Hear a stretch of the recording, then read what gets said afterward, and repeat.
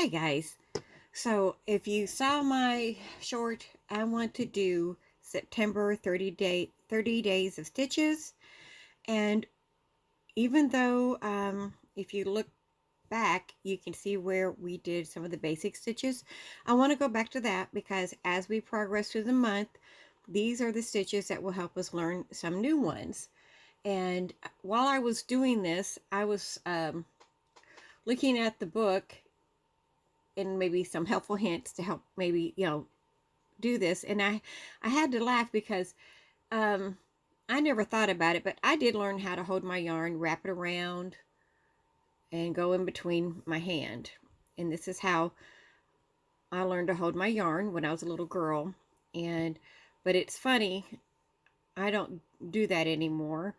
But if you're just learning to do that and you maybe struggle with how to get a hold of your yarn, so the instructions, it's like you take your yarn, you want to go over your little finger rather, come back up around it, go in between your middle and pointing finger, and then you grab it with your hand.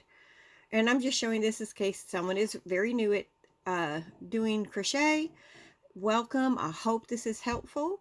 And I know not everybody will, these first few videos may not be for everyone, but for those that it helps, I hope it does. So that gives you an idea of how to maybe get a hold of your yarn. And then once you get comfortable, like I don't wrap it around. I just kind of hold it with these fingers, and then I can start. And then you can,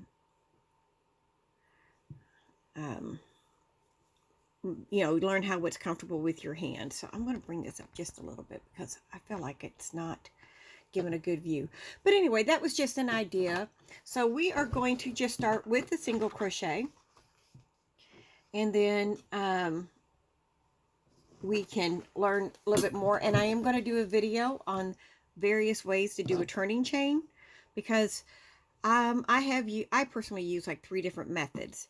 So first we're going to get our slip stitch or slip knot on our hook. So this is how I do it. And then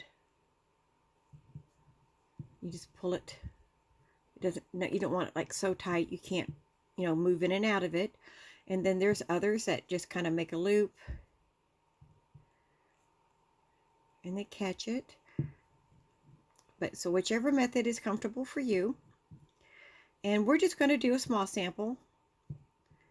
So we are just going to chain maybe, let's see, 1, 2, 3, 4, 5, 6, 7, 8, 9, 10, 11, 12.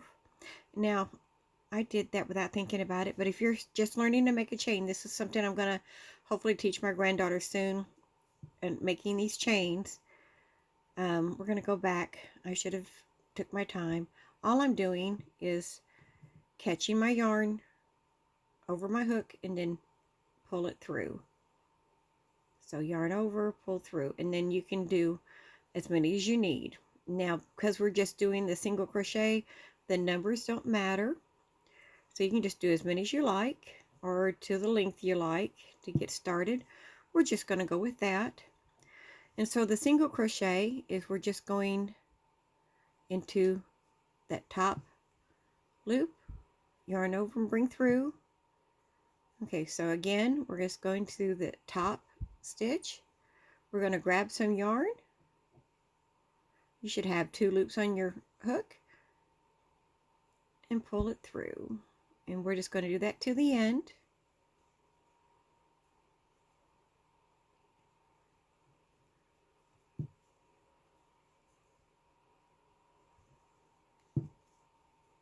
And then when we go further in, we can use this along with the combination, some other stitches, and then you get a really pretty textured or design in your work. I haven't been I missed a week. It feels like it's been forever, but I skipped last week about pick a stitch. It's just things going on. COVID's been going around, and unfortunately, so here's our first row. We're just going to chain one, and we're going to turn our work. And here, we're just going to go right back in, and I'm catching both. Where that V is, you can see the top of your stitch. Yours is like a V design. So we're going to go in and do just the same thing. We're just going to grab and turn and just bring it through.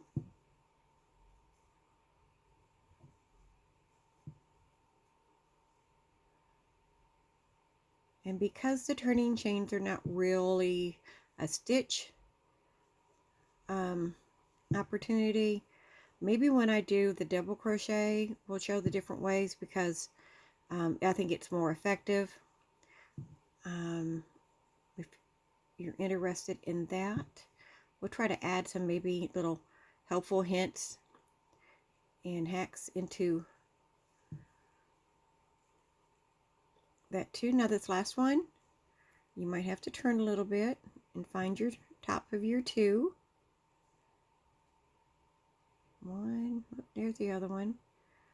Two. I'm using white. I thought it would be an easier color to see, but hopefully you can. We're just going to do a chain, and we're going to turn, and let's just do one more row. Again, we don't need to practice, and the more you practice, the smoother it is, and the faster you can become at it. But this is where I started. I just began with learning how to make my chain for my rope beginning, and then practice the single crochet. I think I made like little coin purses or little things like that when I first learned, because you could just make it up and go like that. So there's your single crochet. Let's just do one more row so you can kind of see what it'll look like. Now here I am chaining one and turning, just because that's what most people learn to do.